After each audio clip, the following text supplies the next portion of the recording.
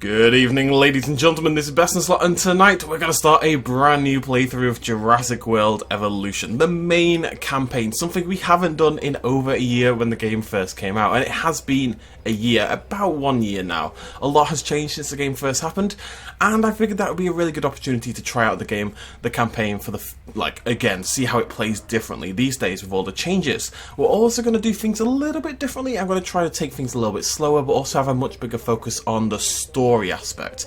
So we're really going to pay attention to the voiceovers, but more than that, we're going to read and dive into all the InGen files, the database and stuff like that, see if we can build a little bit more of a story and just kind of enjoy the world a little bit more. I'm quite excited about this, hopefully you guys are too. We're going to do what we did back in the day with JPOG, and that is, if we hit 1,000 likes, that's it, on the first 4 episodes, and episode 5 will be a hour-long special. So if you want to see even more of this malarkey, then make sure you hit that like button. May I say welcome?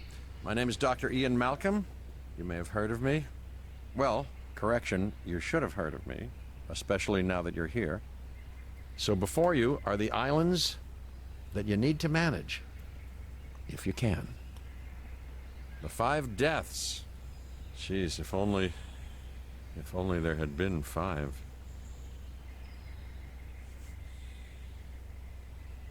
Okay, this is as good a place as any to begin. Isla Matanceros. It's relatively stable. Yeah, you can get your feet wet here, and you should. Just diving into the deep end of the pool is where the big, angry, hungry things are, and you want to be ready before you try that. I'm still curious about Malcolm's role in this entire thing. I don't think I ever quite nailed down why Ian Malcolm is here, basically, other than to tell me not to do anything ever. Right. I'm Cabot Finch, Public Relations and Crisis Management, and I'm here to help you. You'll start by building a Hammond Creation Lab. Just gets right into it, doesn't he? Says, I'm Cabot Finch, buy this massive building. We've already started on an enclosure for you. You should just attach it to the side. But watch out for dinosaurs. Just kidding. I love Cabot. I will admit Cabot is my favourite character in the entire game.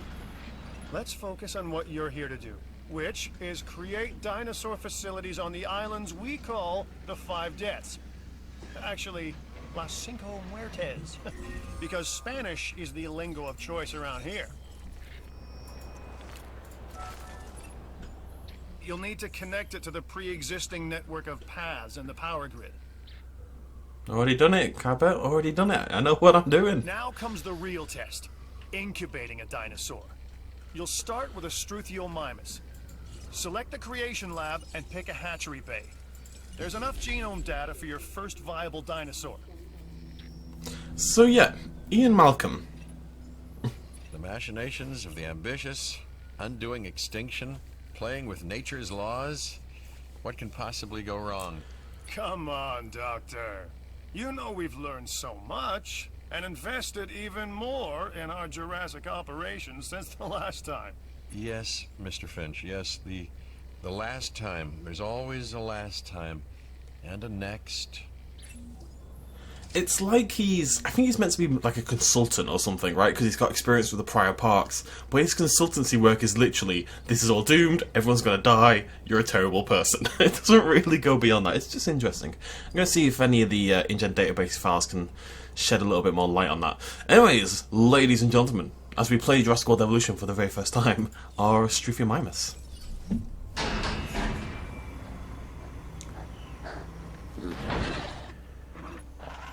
Life. It begins. The most precious moment. The result of incalculable actions and reactions, trials and errors, genetic mutations and unknowable combinations, chaos, all leading to a living, breathing, thinking being, an entity, distinct and unique. And now we, you, just manufacture them. So, well done, I guess. Thank you. I'm going to pretend there's no sarcasm there. Let's just pretend that was totally genuine and he's decided to be a lovely guy. There's our little Struthie, vanilla vagrant, as it was once known. Where are you off to? There's water right here. You don't have any food, do you? I can't give you food yet. No, you're just going to starve to death. That's okay. That's fine. The Hammond Foundation has 3 main areas of interest: security, entertainment, and science. I've already nudged the heads of each division to reach out to you personally. They'll offer opportunities and incentives for you to be part of their team. Choose one of their contracts. It'll help you develop your facility. I've lost my Street View Mirrors. It took 2 seconds, I've lost my dinosaur. I'm actually really curious. I want to learn more about Isaac and George. I feel like we already got a good handle on Dua through the DLC. Like, she was quite featured in the Doctor Wu DLC, and out of the 3, she definitely had more of a story focus, I would say. But the other 2 were a little bit neglected. I don't want to say it's a hate crime, but it could be a hate crime. Hey, I'm Isaac. I've been hearing good things about you.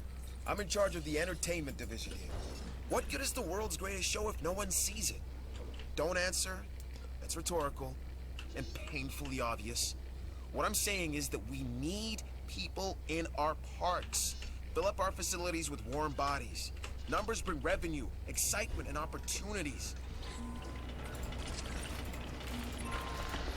Contracts can be requested from the division heads inside the control room. Complete these to increase your reputation and gain additional revenue to keep expanding your park. So one of the things we're going to want to do is... So, Shut one up. more thing. Your reputation. Your rep, quote unquote.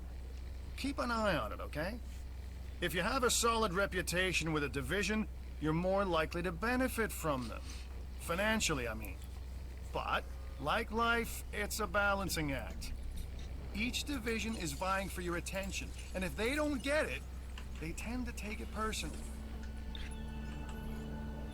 Okay. What was I going to say? I don't know. Cabot interrupted me. Cabot! The entertainment division is taking notice of your success. As your reputation increases with them, so too does the opportunity to tackle more challenging missions. Are you trying to break out, Sambuca? Always near the fences. Always near the fences. Alright, that should give us our mission, yes. Acquire 50% Ceratosaurus. I got some cool stuff you need to be a part of, so I'm putting it out there. Come on and help the winning team. Mine. Oh. I legit did not know you can move around this map with WASD. Interesting. Great. Research. Do we have a research facility? Cool. Alright. I am all about the show. With these dinosaurs, we have one unlike any other on the planet. Theme parks rely on drawing people in. And what is more attractive than new dinosaurs? Well, me, of course. Yeah, no, what I'm saying is let's get some fresh dinos in the hopper. Let's read about Isaac Clement, since we're doing his mission. Good. Your first expedition team is out. They'll bring back what they find to the fossil center for extraction. You forget just how much people talk in this first bit. So, from the time he was a young boy, his father took him to the city to see a marching band. Cabot, shut up! Create dinosaurs, which attract visitors to your facilities, brings in capital, money, huh? Which means you can do more research to build better facilities and create more dinosaurs, and there you go. A circle of life, development and resources, nature and commerce. See? Simple. Okay. Ah, Dr. Dua. This is our new Director of Operations. I'm aware, Cabot. I'm Dr. Dua. I run the science division of our operation. Okay, you're going to need to build your reputation in the science division. Not easy with me around, but you'll manage. That means managing our dinosaur population and seeing that they are flourishing. Stop speaking words at my face. Right, so after Isaac went with the Black Parade, he always had an interest in mechanical toys, miniatures, robotics, trains, remote-controlled vehicles, and so on. Basically anything that moved. His father was an aerospace mechanic and encouraged this in young Isaac. Every birthday and holiday, Isaac's gifts were building sets and building electric circuitry kits. He loved them and always wanted more. Whew. Isaac grew up in It's so hot. Isaac grew up in Somerville, Massachusetts, just outside of Boston. After high school, where he graduated with honours, he's a smart cookie. He was accepted into MIT, making his parents proud and fulfilling his dream of attending the prestigious university. He focused on a business degree, and while interning for a major amusement park called the Entertainment Bug, Isaac took a break from his masters in marketing to become a tour guide, then worked behind the scenes in operations, learning everything he could about the business. Soon he was able to get a job designing rides, and this is where he blossomed. For the past 3 years, Isaac has been the director of the entertainment division at Las Cinco Muertas. He is a triple threat, creative, business savvy, but with an engineering background that gives him unique insights into how complex systems operate. Isaac's light-hearted nature disguises someone who is completely dedicated to his work.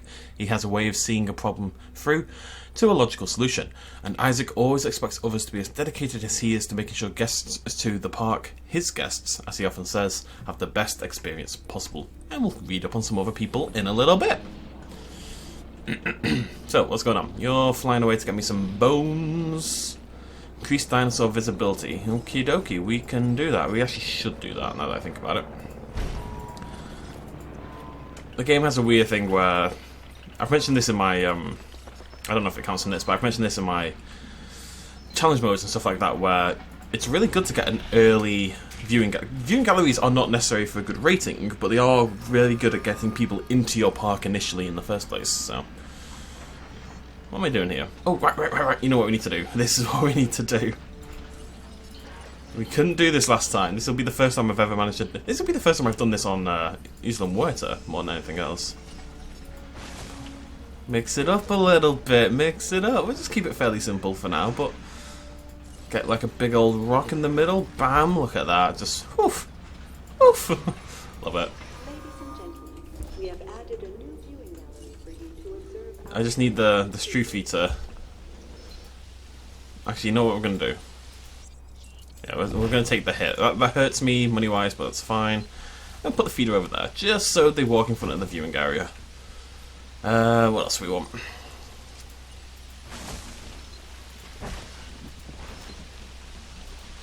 Okay. Maybe a little bit of tooling. A little bit of painting. Let's get a big old rock tool. Dot that around a little bit. Maybe a little bit on the mountain over here. There we go, with the dream. And then, of course, we need some grassland. Oh, you're a big boy. There we go. We're gonna keep it nice and chill. It makes such a difference. It's crazy. I will never not be blown away by how much that changes your parks. Should it have been there from the start? Yeah, but whatever. We got it eventually. That's what matters. Beautiful. B-E-A, beautiful. Right, and now we play that classic Jurassic Park Operation game, the waiting game. The fossil center Oh, lets you extract don't I have DNA fossils? from fossils and amber in order to create new dinosaur genomes. Exciting! It is exciting, Cabot. It is exciting. You should extract genomes from fossils that have been collected inside your fossil center. That will increase the amount of viable data you have to create dinosaurs. There we go. Okay, so I'm going to wait until we start the missions, but let's read about... I'd like to learn about the other two, but let's learn about Mr. DNA. Mr. DNA was a cartoon character designed to educate visitors to Jurassic Park about the science of recreating dinosaurs. He featured in a film alongside John Hammond in a viewing theatre in the visitor centre. The character was reimagined for Jurassic World to fulfill the same purpose for guests in the Innovation Centre. Hello, John. Hello, John. Hello, John. Let's read about Mr. Cabot Finch. Cabot Finch, by the way, it has become such a big thing on like the subreddit and the Discord. Like, because that is the stock model right there. Like, obviously they've hired a stock photo actor model. What would you call him? I have no idea. A dude who does stock photos, right? And he's all over the place. People found like an Amazon handbook and it's got Cabot Finch on it. And there's loads of little weird things, and seeing him anywhere else is very odd. Anyways, Cabot Finch is a man obsessed with success. the chief of public relations. He wants to see the Jurassic World Park become the premier tourist destination in the world. He's not concerned with the details, just the results. With an MBA from Yale that perfectly complements his socialite upbringing, making me like you less, Cabot. Cabot sees himself as the man behind the scenes who keeps everything running. The hidden hand of power. His job can be complicated by anomalous events within the facilities, otherwise known as guest fatalities. Cabot uses every ounce of his talents to minimise the damage and financial payouts. Both deceptive and insightful, Cabot is able to see the truth of a given situation, but may keep that information to himself if he sees a way he can keep profit from it. He is a corporate climber willing to take credit for things he doesn't deserve when things go well and shamelessly shift the blame for his failures when they don't. It doesn't make him sound like a great man, if we're honest. But I think it's the kind of guy that every business sort of needs, you know? You've not only completed that contract, but increased the visibility of our dinosaurs as a result. See, This can only lead to an improved experience for both the animals and our guests. I had a viewing gallery, I get humans. That's kind of how it works. Not really sure why. But not complaining. Okay. Just kind of waiting around for things to happen. Obviously we have no upgrades at this point in time, so everything takes about 500,000 years to do, essentially. The dig teams are taking ages, the research is taking ages, everything's taking ages. We're nearly done. Where's my fossil center? So. Oh, 6 seconds, right? So we're probably going to want to buy... That's why I've got the electric fence on the go. We're probably going to want to build a new exhibit over here somewhere for our Ceratosaurus. Yep, there we go. Okay, let's get to work. I don't know what's worse, treating these creatures like grist for the mill or cropping them up as curiosities. Do we need an electric fence? I actually think technically we don't for the Ceratosaurus. We're going to do it anyway because I'm a renegade, what can I say, but is there any cool upgrades here? Success rate's not bad actually. Outage protection and stuff like that is actually pretty good at this point in time. Is there anything else that we particularly want? Clothes shop. Forget all the useful stuff. Clothes shop is the best. Clothes shop is the best. Okay.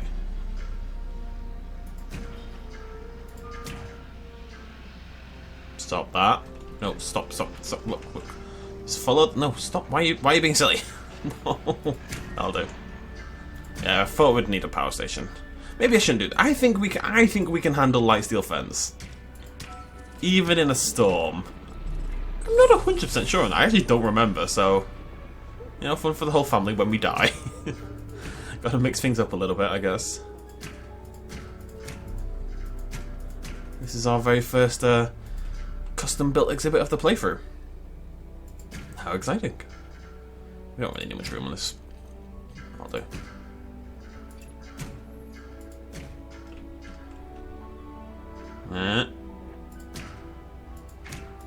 Nearly perfect. Nearly bloody perfect.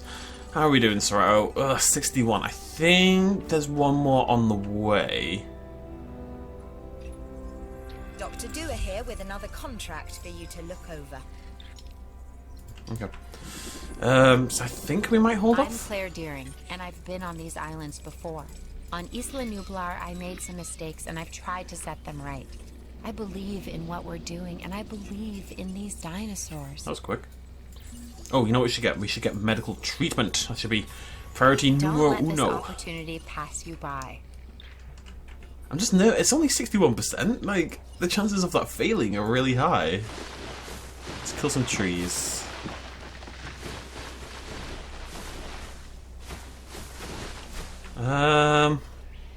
Okay, we're going to set up the exhibit and then we're going to wait for the 2 that I've currently got going on. Huh. I didn't realize goat feeders are cheaper. Oh, that makes sense. This research is flying past what's going on. Yeah, we'll design the exhibit and we'll wait for the 2 I've got in the fossil center at the moment. I have 1 now, I think, to finish, and I'll get us a little bit higher at least. It's not gonna change the world, but it's a start. Okay, so let's make this beautiful. How do we do that? We go a little. We go a little. Whoop. Right. I really like it when you get like multi-leveled water like that. You know, where you got like a bit up here and a bit down there, and a little bit everywhere. Take that right to the edge. And knock it in a little bit, make a little island thing. Nice, nice. Bring that in there. Bring that in there. It looks like a penis, but it always looks like a penis. I think that's more reflective of me than anything else at this point in time. Right, scenery. Big tree. I mean, I'm trying not to be too obsessed with a big tree, but that is a perfect place for a big tree right there. Let's try these ones out in there. Okay. Rock, obviously. Blocking off that little bit in there, I think. That makes a lot of sense. Block the penis. And big rock over here. Rocks everywhere. If you've got the opportunity, stick a rock in. They still have that thing. I don't know if it's been patched. I'd like to check. But it used to be... So, if you add custom trees, like manual trees, like individual trees, like these ones right here, it will increase the dinosaur's forestness. That's the official term, forestness, right? But it doesn't actually decrease their grassland, so it counts as both at the same time, which is obviously pretty helpful. I wanted to tell you how much I appreciate what you've done for the science division. So I guess I just did. Oh. Oh, science mission. Okay. Oh, right, yeah, no. I've got an interesting opportunity for you to consider. Oh, we can start It will on allow it. us to work together to create life. Pure life. If you've been listening to Dr. Malcolm, then you know how important this is to us. And to me. Let's get our Serato on the way. I have no money. I have no money whatsoever. Fantastic. Right, okay. We're also making no money. I haven't handled this that well. So, given I've got like 250 hours in this game or something, I've handled this very poorly. Oh, whoops. Okay, I'm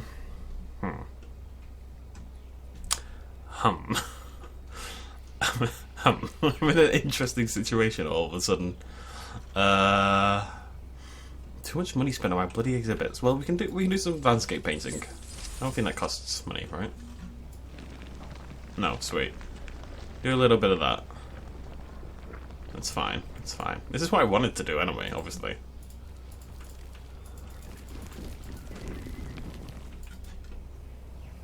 It's a little bit much.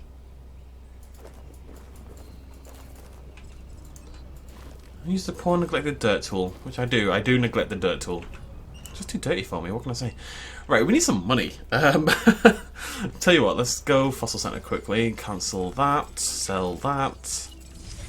It's going to take us a little bit closer. The problem is as well, it's only 60% or something. It's... If this fails, I'm screwed. Now, obviously, part of the problem as well is my lack of...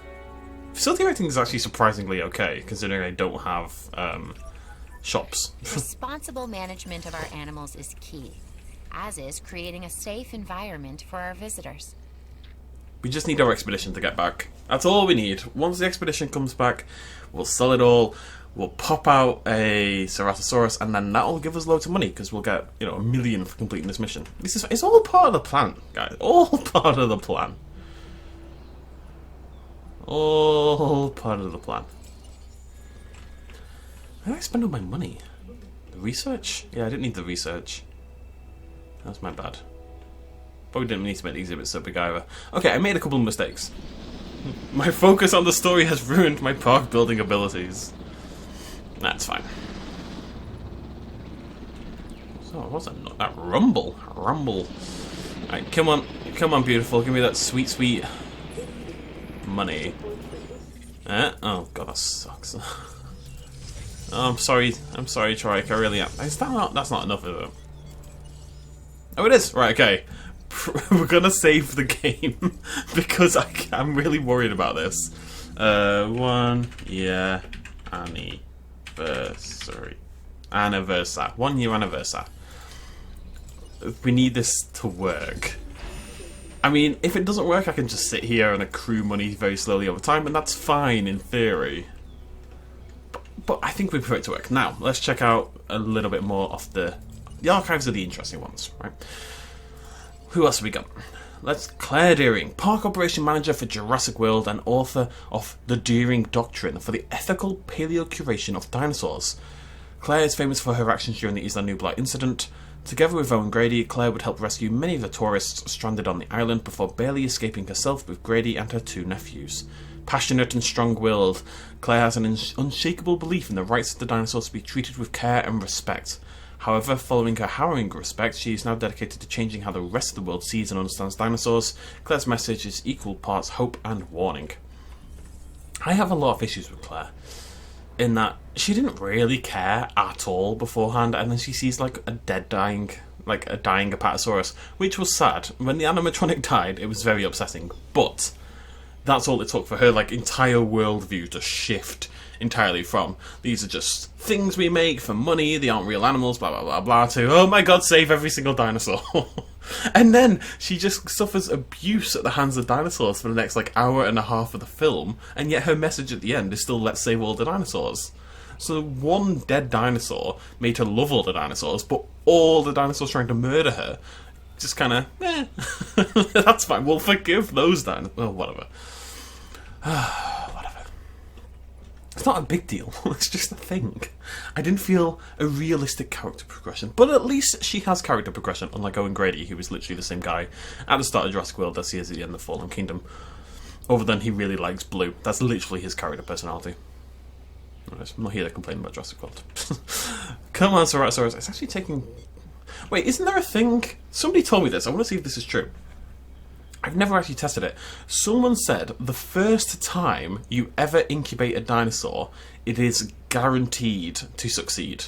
As in the first time ever, not on an island or in a sandbox park, but the first time you ever make a dinosaur in a playthrough, it's guaranteed to make it. I don't know if that's true, but we're going to try that out in this playthrough a little bit, because that would be kind of a big deal. And it's not something I personally am aware of. And there he is, our big stripy boy.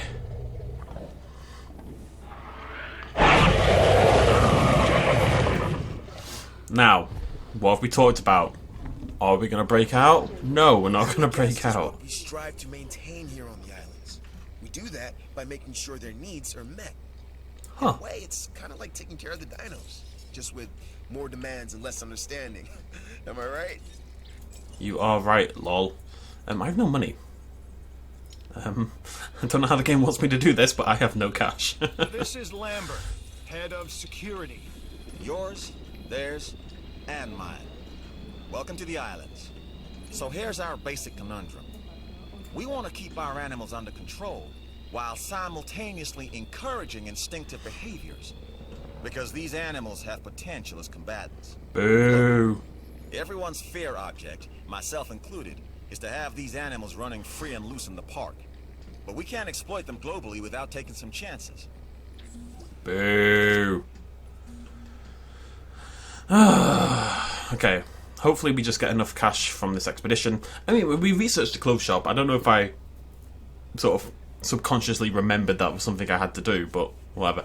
We just need 100k back in, and then hopefully, because of the Ceratosaurus, we're going to start making... Yeah, there, our profit per min has flown up thanks to that Ceratosaurus. It really has. Yeah. And then we just need some shops, and that's going to make a world of difference as well. We are hunky-dory, folks. Let's do another InGen database. I'm going to save Dua and Lambert for when we start their missions. Let's read up on Mr. Malcolm. I've met this man. Dr. Malcolm is a world-famous mathematician who specialises in chaos theory, a branch of physics that seeks to understand when nature defies the expected norms of linear equations and resists answers that are easily derived through mathematical models. His expertise is the study of how seemingly unconnected events can influence each other via non-linear dynamics. Skeptical and insightful, Dr. Ian Malcolm has witnessed the power and destruction that can result from dinosaur research and resurrection. He survived the original Jurassic Park incident and has reluctantly been involved with InGen and its subsidiaries ever since, often acting as the voice of reason. An iconoclastic PhD, Mr. Malcolm can at times be maddening to others who perceive him, I cannot speak English today, perceive him as arrogant and condescending. More frustrating still, he is almost always right.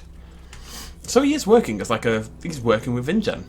Well, why is it InGen and not Maserati? I don't know. He's working with InGen as a consultant-esque sort of role. and his role is basically, you're all wrong, you're all gonna die, this is a terrible idea.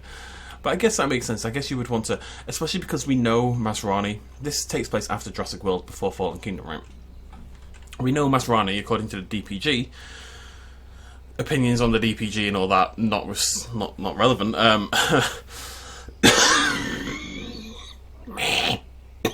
Sorry.